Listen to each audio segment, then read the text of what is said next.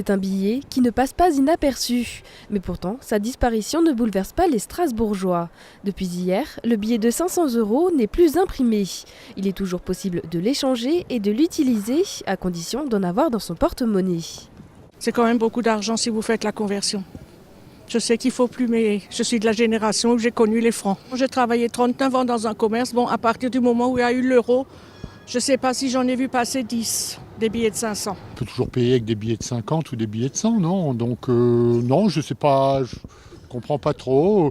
Ou ça fait, en fait, je veux dire, peut-être pour un commerçant, ça lui fait perdre toute sa monnaie de sa caisse s'il doit rendre l'argent, mais sinon, je trouve que ça tient moins de place un billet de 500 que des billets de 50, quoi. Non, ici, je n'utilise pas. Parce que de toute façon, ils ne prennent même pas. Déjà, le billet de 200, ils n'acceptent pas. En pensant que c'est un faux, voilà, après moi, personnellement, je paye à carte ou bien ici ou bien en liquide, ça dépend. Avec un billet de 500, non, je ne me balade pas avec. Certains commerçants craignent en revanche que ce changement déroute une partie de la clientèle internationale. Ça va changer beaucoup de choses. On a pas mal de touristes étrangers qui payent souvent en espèces.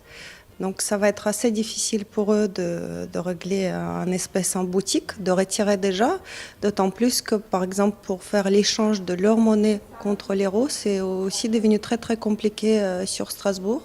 Et donc c'est pas que les touristes de Russie ou de pays lointains, même les Allemands qui ont l'habitude de payer en espèces seront, je pense, pénalisés. Et ils vont se tourner vers les commerces où ils pourront payer en espèces ou partir vers les pays, Allemagne ou Autriche, qui tardent à supprimer le billet de 500, à faire leurs achats là-bas.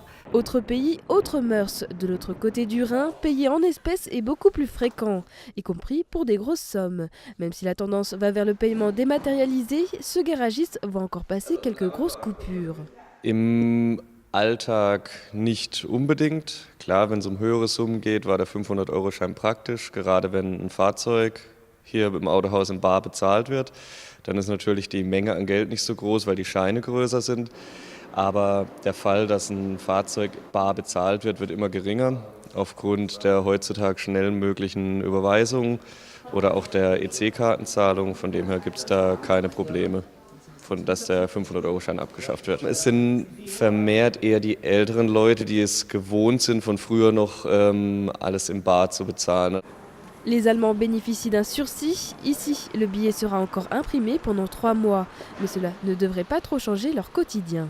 500-Euro-Scheines habe ich mir noch keine Gedanken gemacht. Es betrifft mich eigentlich nicht so viel. So ein großer Betrag hebe ich meistens gar nicht ab.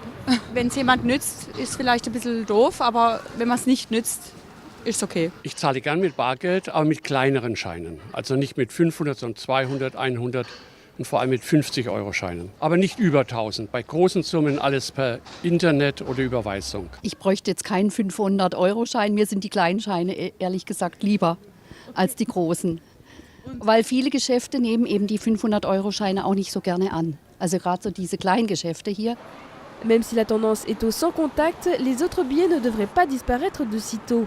Les billets de 100 et 200 € bénéficieront d'un lifting en mai prochain.